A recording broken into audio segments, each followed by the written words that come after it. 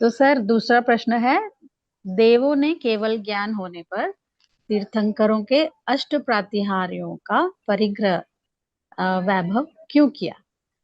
जो भक्तामर जी जैसे श्लोक में भी वर्णित किया गया है, तो क्या ये राग का हम्म। सूचक नहीं माना जाएगा? देवों का राग है ना। और परिग्रह शब्द का अर्थ क्या है? दोनों तरीके से देखते हैं, अंतरंग और बहिरंग।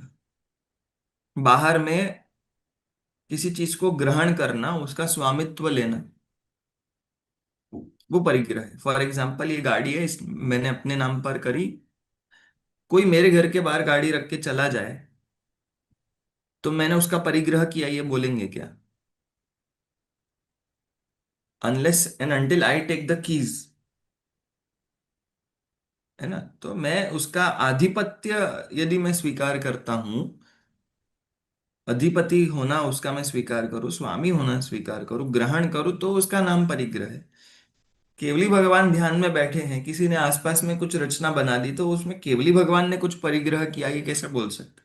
मुनिराज बैठे हो, आपने पास में जाके घर बना दिया, वो तो ध्यान में ही लीन थे, उनको पता ही नहीं आपने क्या किया क्या नहीं किया।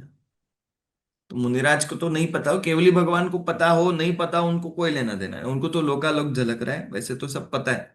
परंतु उनका उस प्रति कोई है ही नहीं राग द्वेष, उनका तो चलने में भी राग द्वेष नहीं है, अपनी योग्यता से विहार होता है उनका।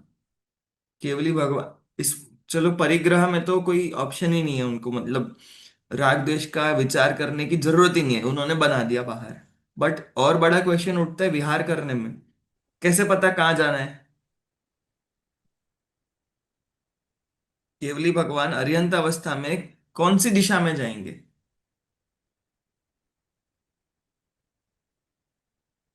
मतलब दिव्य ध्वनि भी चलो योग्यता से खिल रही है, ठीक है, वो टाइम फिक्स है, ऐसा है वैसा है, कैसे फिक्स करेंगे कि विहार का डायरेक्शन कैसे होता है? तो केवली भगवान को पूछेंगे, भगवान आप बताओ कहाँ ले चले, अरे फिर तो रागाधिक हो जाएगा। तो इसलिए वो अत्यंत योग्यता ही मात्र वहां पर बोल करके स्वयं, और कोई कारण वहां पर नहीं है, इच्छा आदि राग द्वेष नहीं है, तो जब वहां पर नहीं है तो ये सब परिग्रह आदि के ये तो देवों ने साइड में स्वयं से लगा दी अपनी मान्यता के लिए, है ना। तो कुबेर के आदेश से बना है, तो वो परिग्रह नहीं हो सकते। ये हुआ बहिरंग कारण। दूसरा अंतरंग कारण, परिग्रह का शब्द का अर्थ है मूर्छा। अंदर में ममत्व भाव जो है वो मूर्छा है। जैसे किसी ने आपके सामने, आपने देख लिया कि अरे ये महल, ओहो, ये महल मुझे चाहिए, बस नाउ आई वांट दिस, हो गया आपका परिग्रह।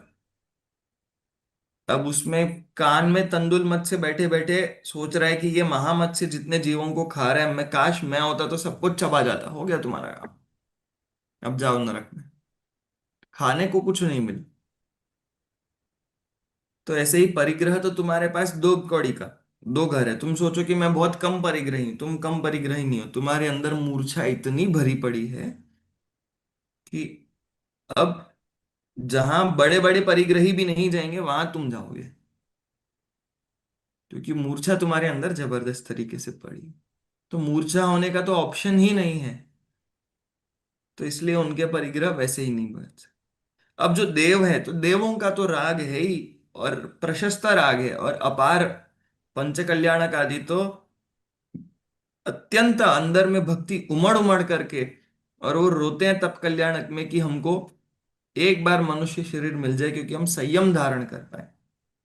तो संयम की, सम्यक्त्व की, मोक्ष मार्ग की अपार अनुमोदना है उसके अंदर में, उसके साथ में जागा हुआ ये अपार प्रशस्त राग है। तो उसके फल में ये सब देवों का राग ही है, बिल्कुल। पर ये सांसारिक राग है ऐसा नहीं बोलना चाहिए, ये राग आत्मकल्याण मात्र में लगने वाला राग है। जैसे हम शिविर लगाएंगे तो लोगों की आवास व्यवस्था भी हमने की है, तो ये हमारा राग है क्या? तो लोग आकर के प्रवचन सुनने की जगह बनाए, वो बनाया, तो वो राग है क्या? ऐसा। हालांकि समूह में तो सब टाइप की चीजें बनाते हैं वो लोग, बाहर से अच्छी अच्छी चीजें लगाते हैं कि वो बिल्कुल लोगों को बोलते हैं, मानो समूह शरण ये बोलता हो कि तुम अंदर जाके क्या करोगे, यहीं रुको, मजे करो, यहाँ पर देखो नाट्यशालाएं हैं। हम लोग लोगों को उल्टा बुलाते हैं कि तुम बाहर क्यों जा रहे हो, अंदर आओ हमारे शिविर में। पर जहां धर्म सभाएं लगती है, वहां के बाहर परीक्षा होती है, उसको तड़पाया जाता है कि तुम रुको ना यहाँ पर। इतनी बढ़िया बढ़िया सुंदर नाट्यशालाएं हैं, देखो सुंदर देवियां नाच रही है, देखो उपवन है, बगीचे हैं, बावड़ियां हैं, तो रुको। फिर जिसका अंदर में तत्व ज्ञान में मन होगा वो जाएगा अंदर। तो उल्टा है। हम्म। तो सर इसमें वैभव इतना, जब वो संयम खुद भी करना चाहते हैं देव, तो इतना वैभव और उसी की कॉपी आजकल पंच कल्याणकों में जो इतना एलैबोरेटली एक्स्ट्रावेगेंस होता है, तो ऐसा अपने धर्म में ऐसा क्यों कॉन्ट्रडिक्शन? नहीं, it is not a contradiction, it is like लोक में जिसकी महिमा है। फॉर एग्जाम्पल, हमको भगवान बड़े क्यों लगेंगे? आप नॉर्मली दर्शन करो, आप छोटी प्रतिमा के दर्शन करो और एक बहुत बड़ी 20 फुट बड़ी प्रतिमा के दर्शन करो, आपको डिफरेंस लगेगा। इट इज बिकॉज लोग उससे प्रभावित हो रहे हैं, लोगों को वो बहुत बड़ा लग रहा है, तो हम अपने नाम पर हम बेस्ट में बेस्ट क्या कर सकते हैं? तो लोगों ने अपना पूरा राज्य लुटा दिया कि हमारे मुनिराज भगवंत आ रहे हैं, हम उसमें कोई कसर नहीं करेंगे। तो अपना अपनी तरफ से हम कितना गिव अप कर सकते हैं, वो तो इनफैक्ट गिव अप है। दिखावा कम होकर के गिव अप है कि हम अपने जीवन में से इतना बड़ा हिस्सा मात्र धार्मिक कार्य को दे देने के लिए तैयार है। हम हमारा घर छोटा रखेंगे, मंदिर इतना बड़ा बना दें। पहले आप साउथ में जाएंगे, ये बात प्रसिद्ध है। साउथ में बने हुए जितने बड़े बड़े मंदिर हैं, वहां के लोगों ने जिस जिसने मंदिर बनाए, वहां बात सुनना आप कि उनके घर बड़े छोटे थे, 2 कमरों में रहने वाला व्यक्ति, और इतना बड़ा मंदिर बनाया कि जबरदस्त ट्रेडिंग होती थी। मतलब साउथ से ही वो बाहर, वो अरेबियन सी से ही वेस्ट में ही पूरी ट्रेडिंग होती थी शिप्स से। पर आपने जो एक पॉइंट अलग चमकाया, पंच कल्याणकों में जो अत्यधिक पैसों का जो खर्चा होता है, वो कहाँ जा रहा है वो देख लेना चाहिए। और कहाँ से आ रहा है वो भी। वो भी देखना चाहिए, और बाद में अंदर जाकर के धर्म सभा है कि नहीं है वो देखना चाहिए, है ना? तो उसमें वास्तव में जीवों की हिंसा का अतिरेक नहीं होना चाहिए, क्योंकि समोशरण आदि जो है वो दैवीय कार्य है। उसमें जीवों की हिंसा के स्थान बनते नहीं है अपने आप, वो सब अ, परम औदारिक शरीर है स्वयं अरिहंत परमात्मा का, और बाकी सब चीजें वैसी सेट है। तो वहां तो जीव हिंसा के स्थान नहीं है, तो हम मौज मजे के नाम पर। और और मजे की बात यह है कि जो समोशरण में जो बाहर जो जीव है, उनका थोड़ी कल्याण होने वाला है। जो धर्म सभा तक नहीं पहुंचे उनका कल्याण थोड़ी होने वाला है। उनको तो मानो अटका दिया गया है कि तुम भीड़ मत करो अंदर धर्म सभा में, तुम रहो बाहर ही रहो। फिल्टरिंग। फिल्टरिंग है ऐसा। पर हम तो लोगों को धर्म के नाम पर बुलाए और फिर वो मौज मस्ती कराए। धर्म सभा के अंदर नाच नचनियां होती तो ये अलग बात होती। तो हम धर्म सभा के नाम पर बुलाए और इतना चमक धमक ये सब बढ़ाते चल जाए, तो दिस हैज नो एंड, है ना?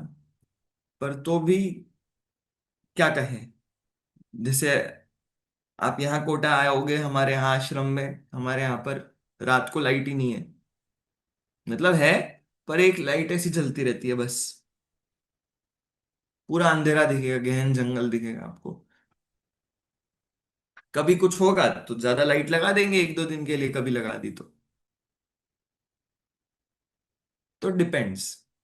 कहीं कहीं पर जरूरत है हमको, ऐसे कुछ मंदिर बने हुए हैं जहां पर पूरी लाइटिंग होती है, पता चले, तो लोग उसको देखने के लिए आते हैं।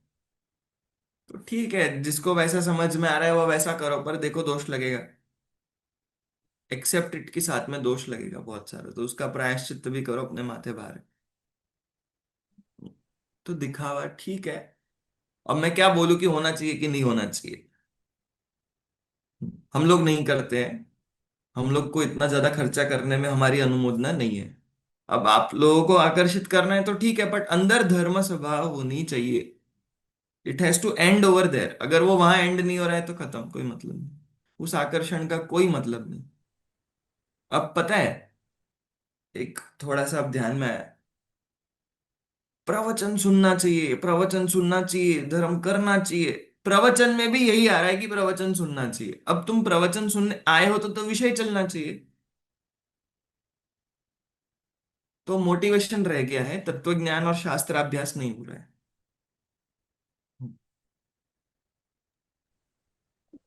मतलब हम लोग सब, जैसे आप बोले कि आप अपन को लोगों को अट्रैक्ट करने के लिए, तो फ्यूअलिंग जो है वो हम कैसे कर रहे हैं उस पे हमें बहुत जोर देना चाहिए कि मतलब ये सोच है पे। कि नदी की बाढ़ में बहते हुए आदमी को हाथ देने के लिए पहले कहीं और हाथ पकड़ के रखना चाहिए, नहीं तो वो बहते जाओगे।